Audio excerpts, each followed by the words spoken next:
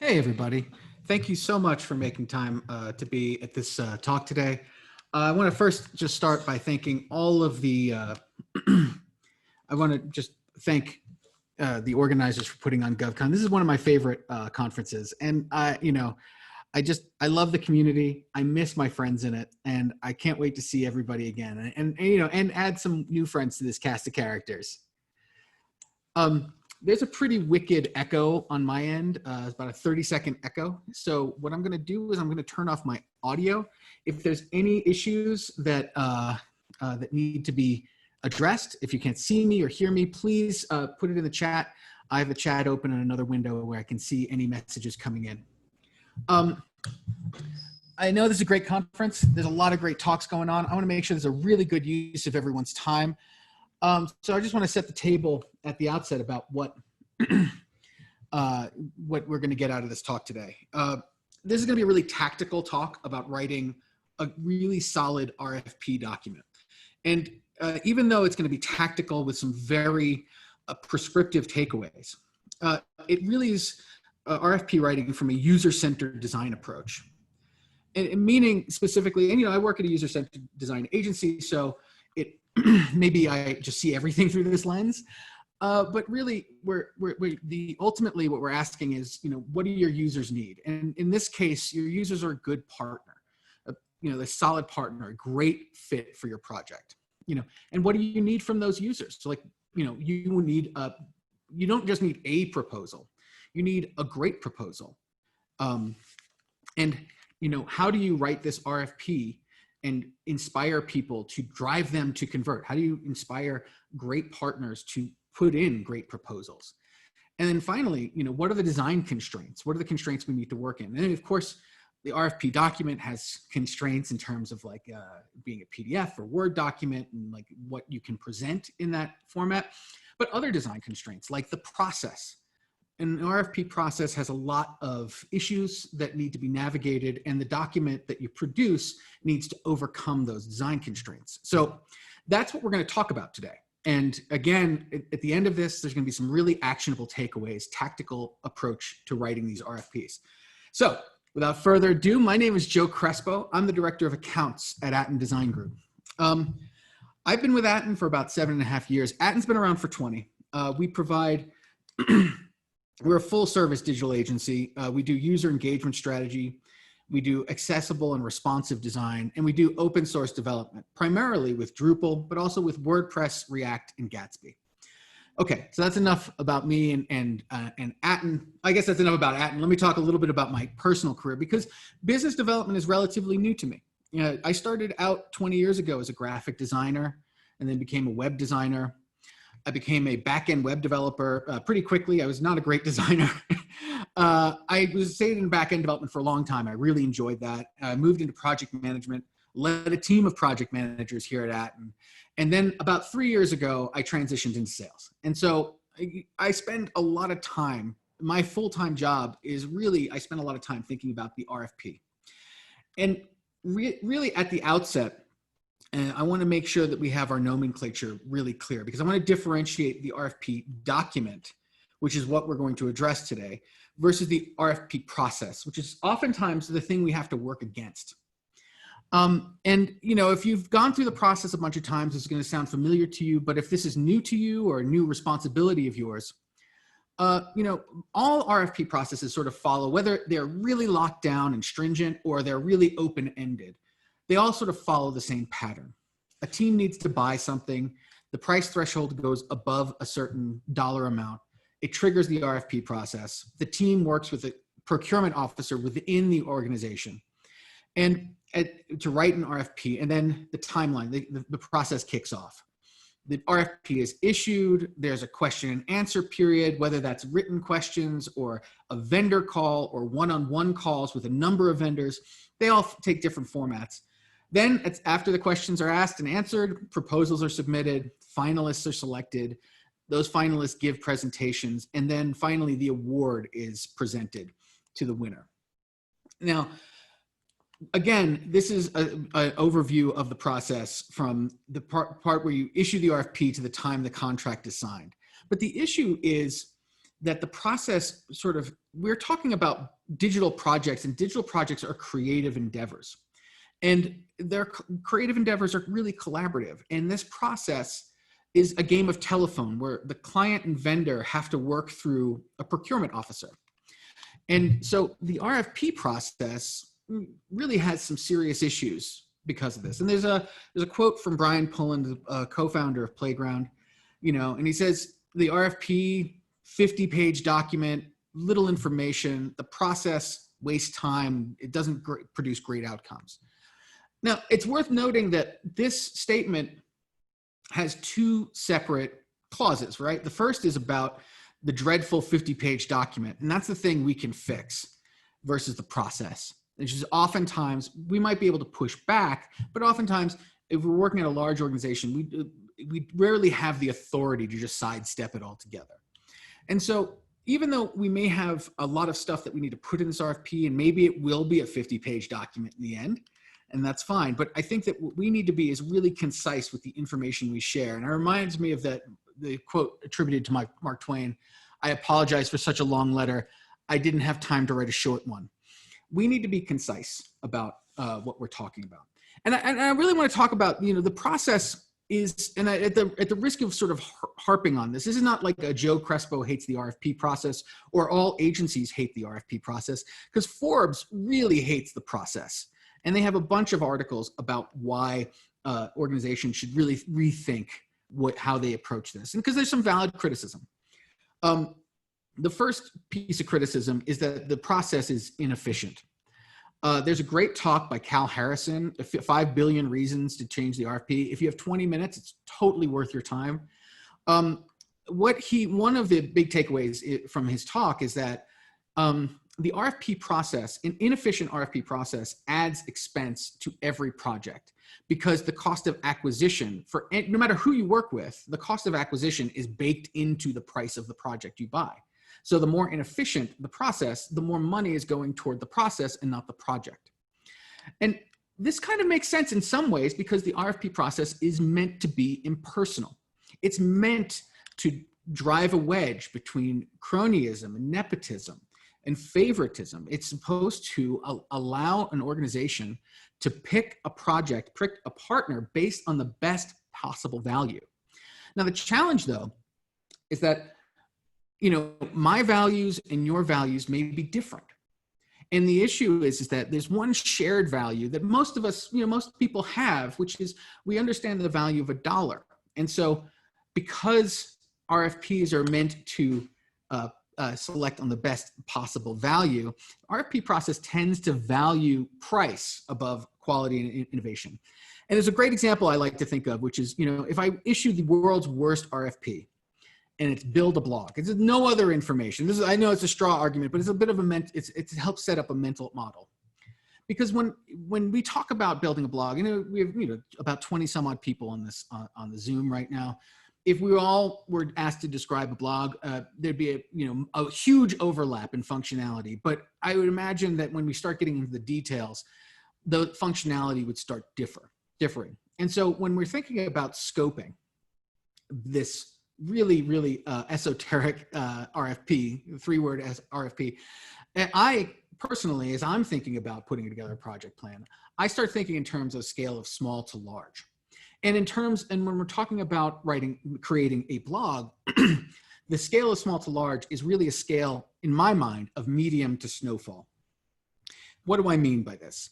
Well, if we're talking about building a blog, and the fastest way to do it, the least expensive way to do it, is to just go medium.com and create an account in 15 minutes. Now, there's use cases where this is a really valid approach. This makes a lot of sense, right? It's less expensive. It's the time to market is virtually nil. But the challenge is that this blog's not going to support your brand. It supports Medium's brand. You don't really control the content. Medium controls the content. And you don't own the platform. Medium owns the platform. But there are times when this makes sense. This is a very practical approach to building a blog. Now, that's the small end of the scale when you think about it. On the large end of the scale is snowfall.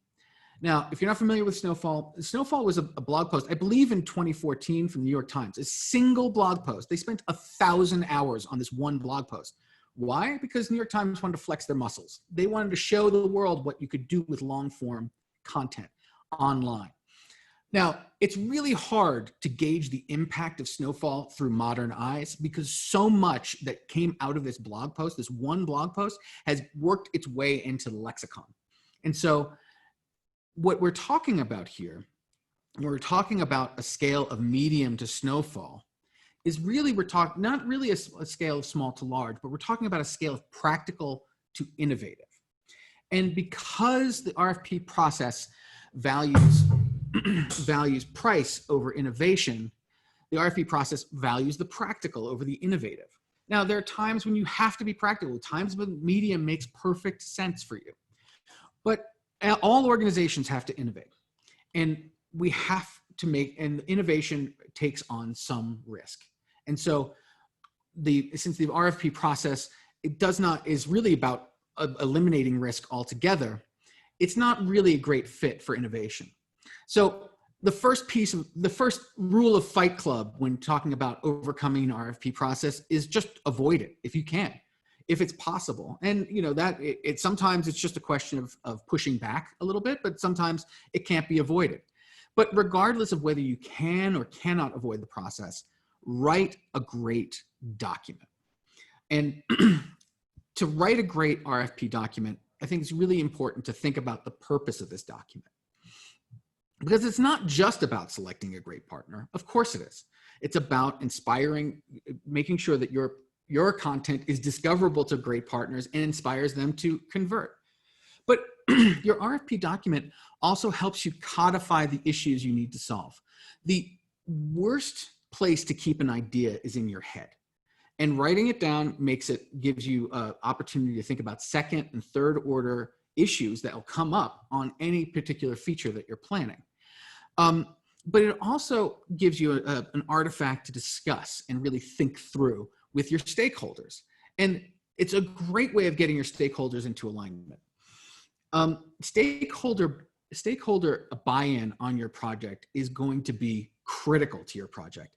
And for two reasons. One is that there's a great quote from Mike Montero, as the co-founder of Mule Design. And he said, there's no design so great. I might be paraphrasing, but there's no design so great that makes you feel good about being left out of the process. And this is true of any digital project. You want to make sure that you're getting your stakeholder input and collecting their feedback, because that is a very simple equation to get their buy-in. Collect feedback, collect input, respond to their feedback, get their buy-in. It reduces risk on your project. It makes your project more prominent within your organization, and it'll give you more resources within the organization to think through it. I also want to just mention that tomorrow, my colleague, Ali Shaughnessy, and our clients over at City of Raleigh are co-presenting a session on stakeholder management. I absolutely invite you to go see that. It's a fantastic talk tomorrow at 5.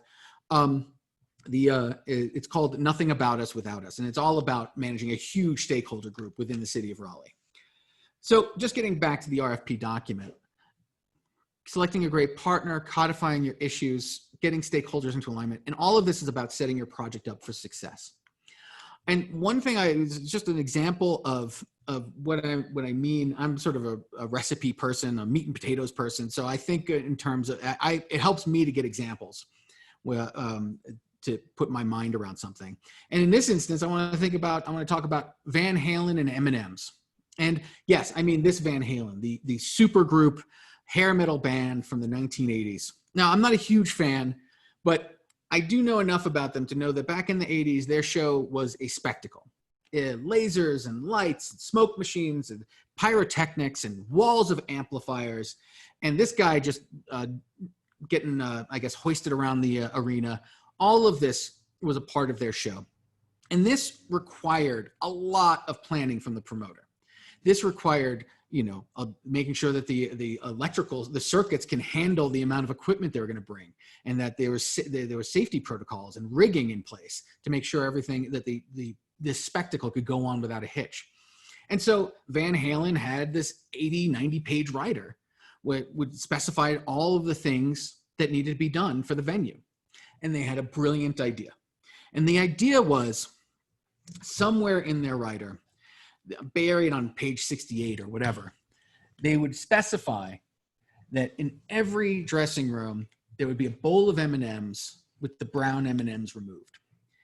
Now, here's the idea.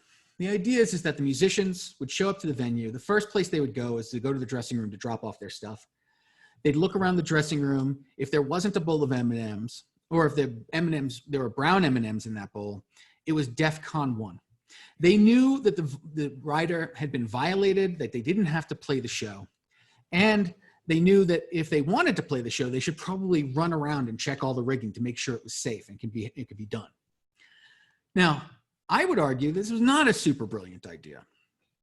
And for a variety of reasons. One, I want you to picture yourself as a Van Halen superfan, standing on the floor of Madison Square Garden in 1989. The opening band has just finished. You're really excited about Van Halen coming up there and playing Panama or whatever. And the promoter comes over the loudspeaker and says, ladies and gentlemen, Van Halen will not be performing tonight. They didn't have the right M&Ms. You'd stop being a fan instantly. This is a bad idea. Also, they made this guy the decision maker. Now, let's set aside the fact that, he might have been on the road for 6 months or 9 months and exhausted. Let's set aside the fact that he has a 2-hour show, a spectacle that he has to really high energy thing that he has to really gear up for. And let's focus on the fact that the chyron on this slide is covering the fact that his chaps do not cover him entirely. That the mirror on this slide is obscuring the fact, I don't know if it's 6 or 7 bottles of whiskey in front of him. This is the decision maker. This is the person who is determining whether or not this venue is safe. This is a bad idea. And so I want to just say, was this a brilliant idea or a clever trick? Now, I would, you might be saying, hey, Joe, I thought this was an RFP talk. I work at a, nonprofit. I work at a public sector organization. I'm not a rock star in the 80s. I don't have that problem.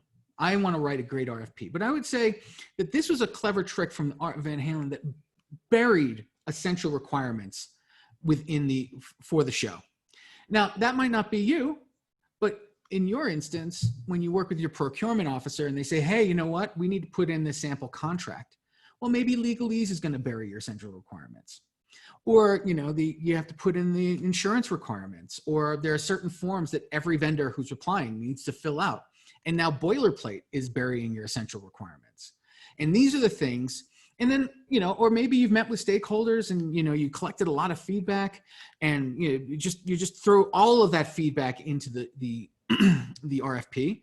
And now non-essential requirements are burying essential requirements. The point being is that 50-page document that was described earlier, that is the way that you can do that. There's a way to do that in a way that you describe your project and organization in a concise manner and include all of this other stuff that has to be included. So let's get to writing this RFP. But I guess we're almost there. Before you write the RFP, you have to do homework. And what do I mean by homework? First, and I can't stress this enough, getting input from key stakeholders. Getting input after kickoff is too late. You have to get the input before you pick the partner. Make sure that they feel heard before this thing starts. And by the way, it also gives you a great line of sight on this stakeholder over here is really engaged. They have great ideas. I'm definitely going to keep bending their ear in this project. And versus, hey, this other stakeholder over here is really hard to chase down and I need to get their feedback. So I'm going to make sure I have a little extra lead time for that. That's something that's going to really help you make sure you keep to your timeline. The next piece of homework before you write the RFP is to pre-qualify vendors. If you work at some organizations may have, approved vendor agreements, and it's great to talk to them before you start the RFP process, because once you start the RFP process, oftentimes you can't have the conversation. The procurement officer you're working with determines whether or not you can have it. So if you start the conversation before the process, you can see you know, you not only find vendors that you'd be interested in working with, but also, you know, bending their ear a little bit and listening to what they have to say, because it'll help inform some of your scope and timeline considerations, and also talk about budget with them. Just to be really clear, I want you to avoid writing the document and then just putting it out in the universe. It's called spray and pray, just the ideas that I hope somebody will respond to this. Have a few people that you're interested in working with, that you want to have their eyes on your RFP. Another thing is you're going to collect input from stakeholders. You're going to talk to vendors. You might hear that this project is huge, and huge projects carry risk. And so if the project is a monolith, break it up into small pieces. A really common something really common practice is, if you need to build like a huge website, you might break that into 2 phases, where the first phase is strategy and design, and the second phase is development. I would invite you to do that, even if you think you're going to work with the same vendor on both. If you're talking about a huge project like that, and it's just cost control, it also gives you options as you go. Just something to think about. That's the end of homework. Let's start talking about what needs to be in this RFP. What do I need as a vendor who reads RFPs all the time? What do I need to see to understand your project? Well, first, share your project background. And it starts with your organization's mission. And you know, why do you exist? Why is it, what benefit are you bringing to the world? This is really helpful, surprisingly. The other is the history of the project, not the history of the organization. That might be helpful, but the history of the project is really helpful. You know, is this a new project? Is it greenfield? We're just starting fresh. Is this a re-platform or redesign? If it is, when was it last re-platformed? When was it last redesigned? What kind of analytics are we talking about? A lot of RFPs focus on prospective without any retrospective. And one of the things I need to do with my team is understand how complex is the current system, and how complex, and that gives me a sense of how complex the next system needs to be. The next is, why is this project important to your organization? This is really important because it helps us understand, what are your goals? What are the metrics, the measurable metrics? How do you know this is going to be successful? And then, you know, finally, who are your users and why are they going to care about this project? I don't need a full persona workup, but I do want to have a sense of your users. So, you know, we work with Stanford University on a number of projects, and, you know, sometimes their users are prospective students, sometimes it's current students, sometimes it's faculty, sometimes it's staff, sometimes it's alumni. Knowing who your primary, secondary audiences are is really helpful to understand, you know, how we might be able to engage them. The next is, make your requirements clear. And what I mean by clarity is not being super dogmatic about everything. There are places, and the first part I just want to say is, prescriptive solutions are limiting. And I think that there are some designers who say, "Oh, don't ever give me prescriptive solutions. That's, you know, I want to make sure I can go all over the place with my ideas." Sure, but at the same time, sometimes prescriptive solutions make sense. If you know you're going to be hosted on Pantheon, share that, because that's going to eliminate some choices on the project. It's also going to open up some opportunities. And someone like Atten, who works with Pantheon, we would know what to talk about and how to leverage that. And it also just is something that we don't need to think about during the project. We already know where that's going. It's the same thing with, like, if you're using a particular tool like Optimizely, share that kind of thing. That's absolutely something important. But prescriptive solutions can also be limiting, in the sense that if you're hiring an agency for their expertise and their subject matter experts, then if you say, "Hey, okay, this RFP, this is what my navigation is going to, this is what my main navigation is going to look like, and my utility navigation, this is my footer navigation. These are the layouts of all the pages. I need to have these 6 different types of templates and components." That is limiting. And I'll give you an example. I was talking with a client before we started working with them, and their RFP was described exactly that way.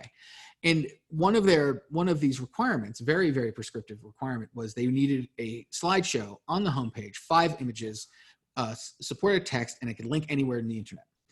And that's I asked them some questions about that because I said, are you familiar with the user experience and the analytics on slideshows? Because they don't have greater user engagement. A lot of slideshow libraries have accessibility issues.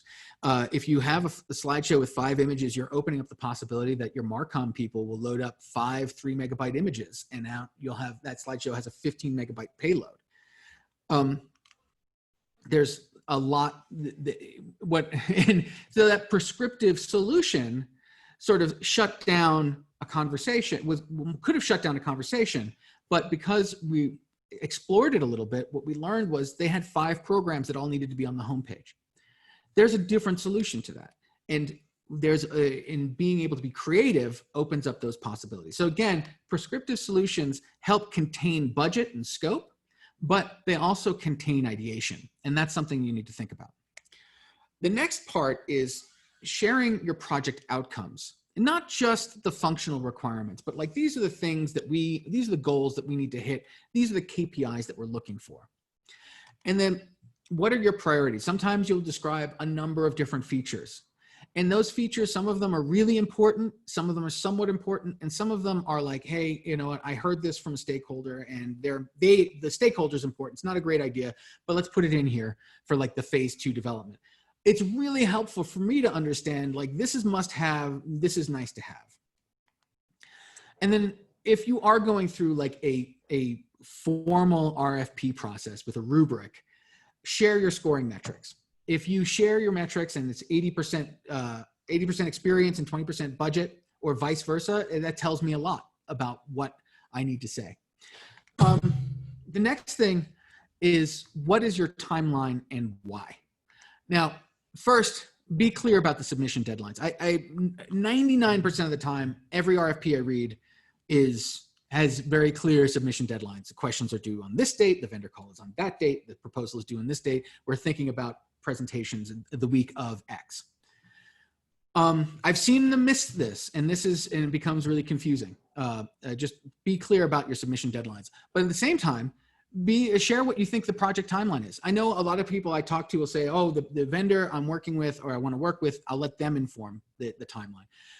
That's great. That's really helpful. But the flip side is, internally, you're talking about when you think this thing's going to launch. You're having some idea of it. Share that. And what's driving that timeline? Is it being driven by an upcoming campaign or fiscal year end or a grant deadline? It's really helpful for me when I'm putting a project plan together. And then, is this timeline informed by the level of effort? I have seen projects that have had a 9-week, that should have been 5 months with a 9-week timeline. And I've seen 18-month projects that should have had a 10-month timeline. And because they were informed not by what the amount of work that needed to go into this project. So from kickoff to launch, it's going to take 18 months, but it was informed by a grant deadline. So it's really important to have the timeline, a desired timeline, informed by the level of effort, right-sized. The next piece is that boilerplate I mentioned earlier. Separate it out. And what do I mean by managing this boilerplate? You're working with a procurement officer. The procurement officer has 30 pages of boilerplate that they need to put put alongside your scope, timeline, and budget. So first, don't assume it's necessary. Eliminating boilerplate can be done. Just to be really clear, as a vendor, like, the sample contract and insurance requirements are not necessarily the first thing I read. I'm reading about the scope. And so what's really helpful is to get that boilerplate out of the way. And what I would recommend is to make liberal use of appendices. So if your procurement officer says, yeah, no, we have to have that sample contract in there. Yeah, we have these 6 forms. They absolutely must be filled out. That's fine. But put them in put that sample contract in as Appendix A. Put those forms in as Appendix B. Put the insurance requirements in as Appendix C. That just gets it out of the way of your project. Now, on the flip side, some procurement officers, many teams, will have a template for an RFP. And in that instance, they'll say, well, we can't do that. Your scope goes on page 6, your timeline goes on page 18, your team information goes on page 26. In that instance, flip the script. Make the RFP body the boilerplate. And when on page 6, say, see scope at Appendix A. On page 18, say, see timeline at Appendix B. As a vendor, I will pick up on this very quickly that the appendices are where the action is. The next is make the RFP a searchable document. This is a lot of RFPs are submitted as a PDF or a Word document. And Word documents are searchable, that's great. But PDFs come in two different flavors. They come in text-based and image-based. And image-based PDFs, like if you were to scan a document to PDF, those are images. Those are not, that's not text, that's not searchable, which means that when I first qualify an RFP, I don't read it end to end. I'll get, in my role, I will read somewhere between half a dozen and a dozen RFPs a week.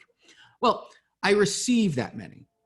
I scan and qualify that many. And I do that by just Control F Drupal, Control F $, Control F timeline, Control F. I am looking for things that make sense to me and jumping to the parts that make sense to me. It's the same thing with my proposal. I know that my clients don't read my proposals end to end. They jump to the case studies and then they go to budget and then they talk about, and then they think about the scope and the project vision.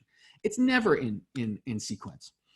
So I just want to be clear that when I receive a PDF that is an image-based PDF, it really just drops right down to the bottom of my priority list because I don't have time to read 600 pages a week to absorb all of the RFPs. I really need to spend 5 to 10 minutes qualifying it and seeing if this is something I want to spend time on.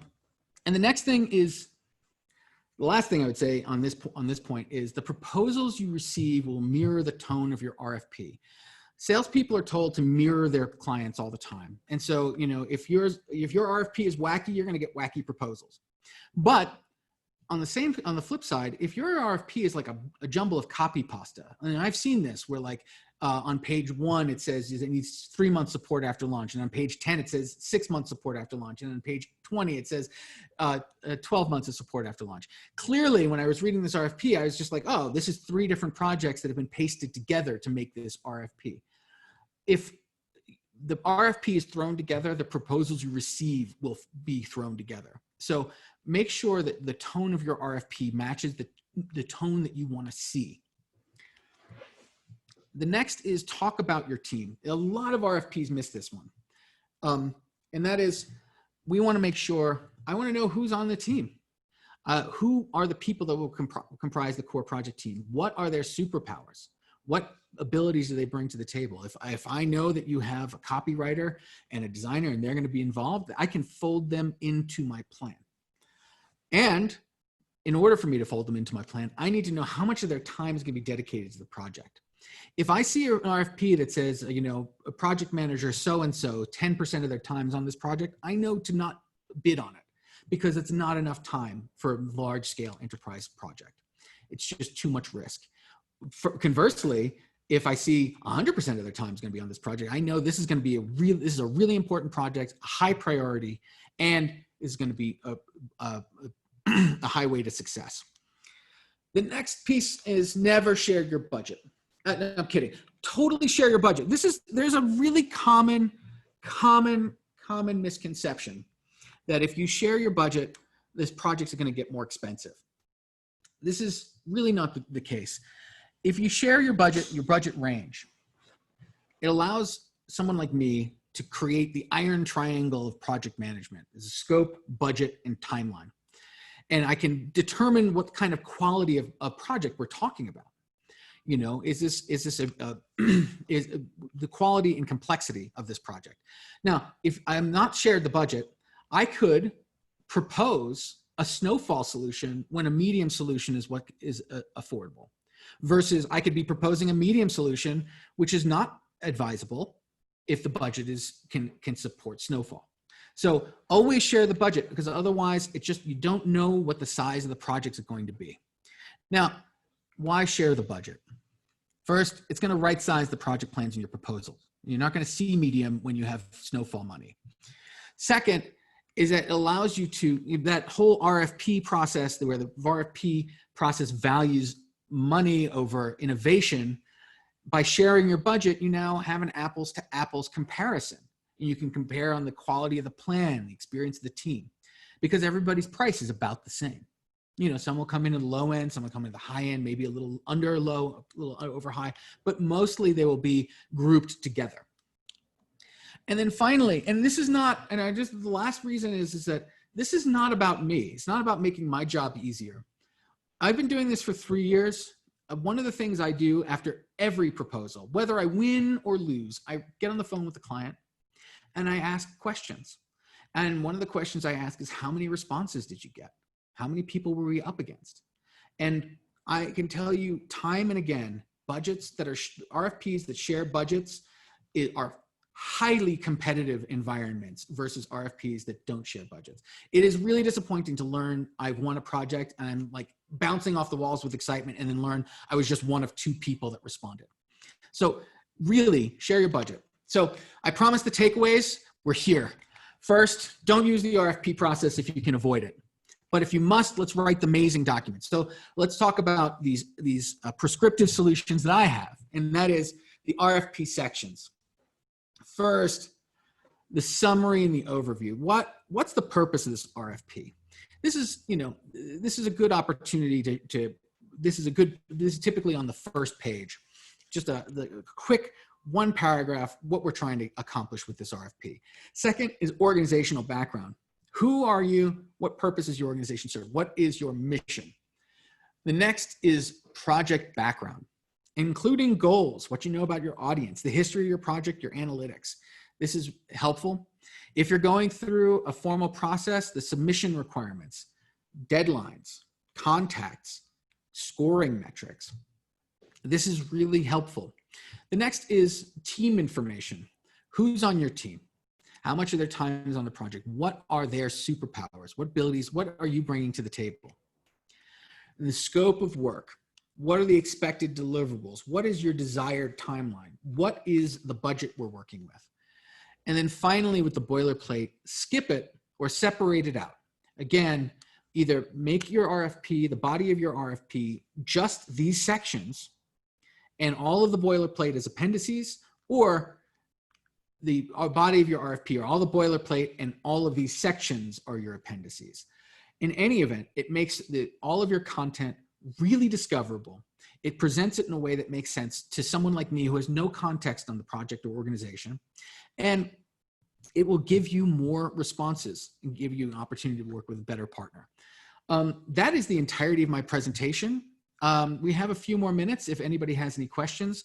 Super excited to answer them. I'm going to stop sharing my screen and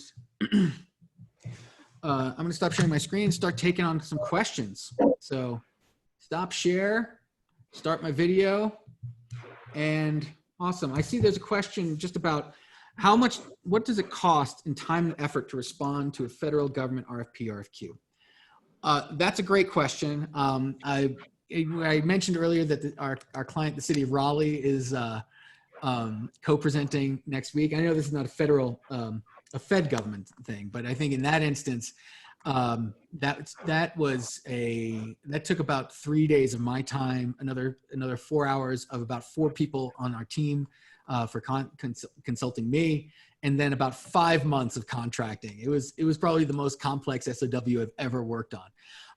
With respect to the federal government, I would say that oftentimes you're looking at when you're looking at an RFQ situation, you're typically looking at an IDIQ, which is an indefinite quantity, indefinite delivery. It's also indefinite delivery and indefinite quantity. I had that backwards. But it's also just basically becoming a preferred vendor. Okay. I think I just realized I still have that really wicked echo, so I can't hear anybody if they're talking.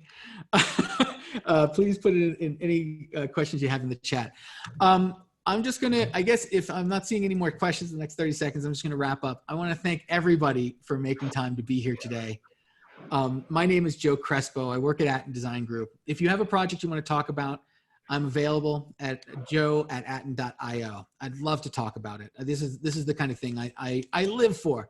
So if without any further ado, if you're anything, by the way, and if you're anything like me, maybe in 15 minutes you'll have questions. So thank you so much for reaching out and attending this conference. I look forward to seeing all of you next year. Bye.